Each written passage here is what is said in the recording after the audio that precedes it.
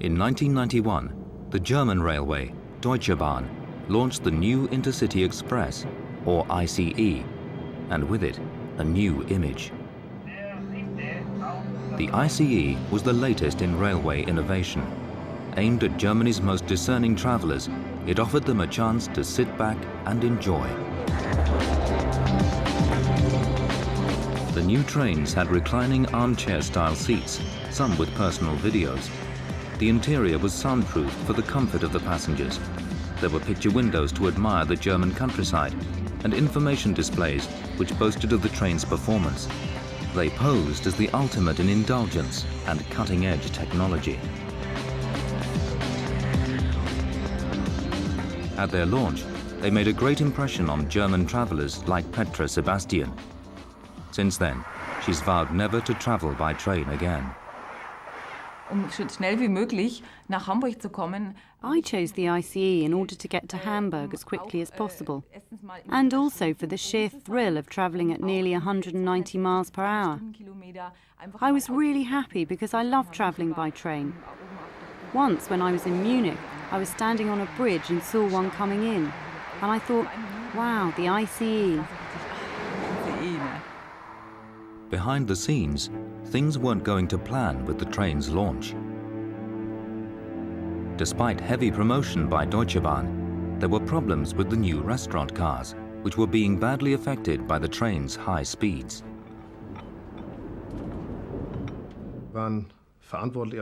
As a company, we were responsible for building the restaurant cars and also the express train coaches. After a relatively short running time, very powerful vibrations occurred. These were felt very strongly in the restaurant car, with the cups starting to wander, or glasses clinking, or the spoons falling down, and things like that. It was very unpleasant, so something had to be done to all the coaches. While discussions were going on between engineers, German passengers flocked to use the new trains. Petra Sebastian was one of 65,000 people carried every day by the ICEs. I got on the ICE and it was 9:30, and I'd be sitting on the train until 12. There was a nice smell of coffee and croissant. I thought I can go and have something to drink there later, because I've never had a meal in an ICE dining car. It was something I'd always wanted to do, something to look forward to.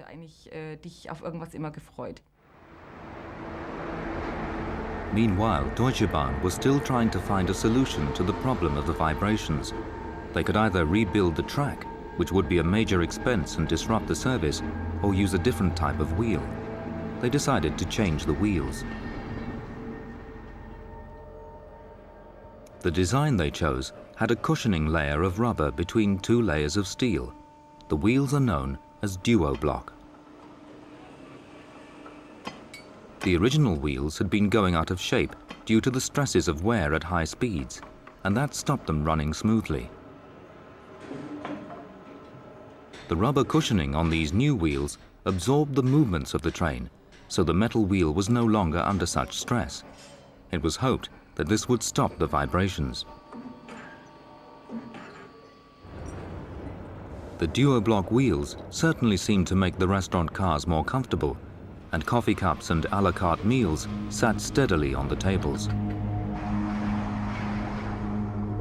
On the morning of June the 3rd, 1998, the Munich to Hamburg service left on time on its journey through the center of Germany. In coach 9, Petra Sebastian was relaxing on her way for a holiday in Bavaria. But something about the train didn't feel right. The first feeling of unease in the ICE was when I had the sensation that it had just run over something. That's when I thought, there's something wrong here, this isn't normal.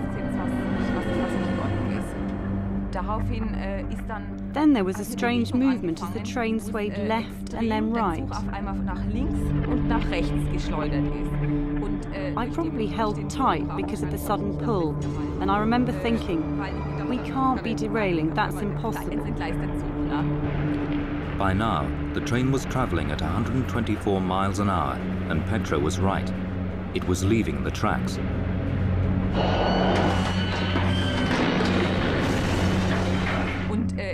It was a bit like an accordion, swinging first to the left and then to the right.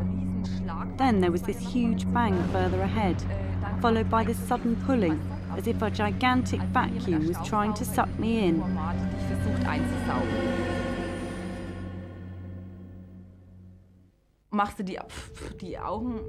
I opened my eyes and looked around me, and everything was reduced to rubble.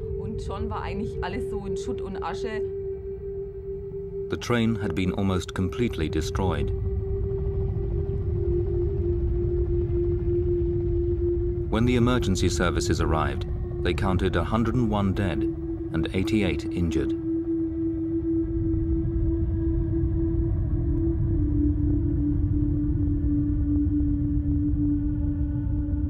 It was the worst rail disaster in Germany for 40 years.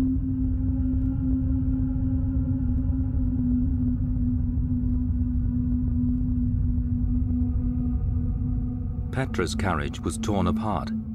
She was trapped inside, but was rescued with relatively minor injuries. In the aftermath of the crash, investigators retraced the train's journey. 3.5 miles before the site of the crash, at around the point where Petra had begun to feel uneasy, investigators found a broken duo-block train wheel. Soon, the facts behind the derailment began to emerge.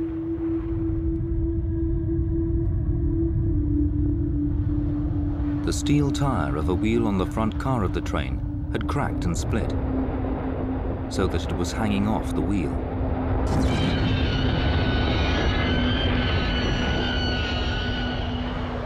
The wheel continued down the track until it reached some points, where the tire caught in the rails and derailed the coach.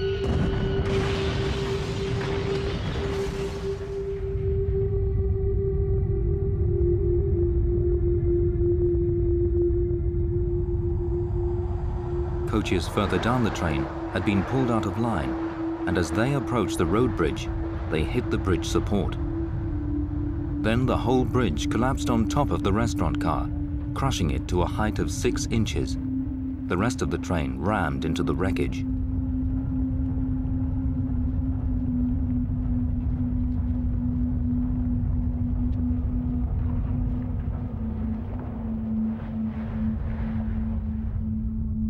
One of the duo-block wheels that had been specifically chosen to give a smoother ride had brought the train off the tracks. In the ultimate irony, it was the restaurant car, the start of all the problems, that had been most badly damaged. Germans began to question whether Deutsche Bahn could have prevented the accident.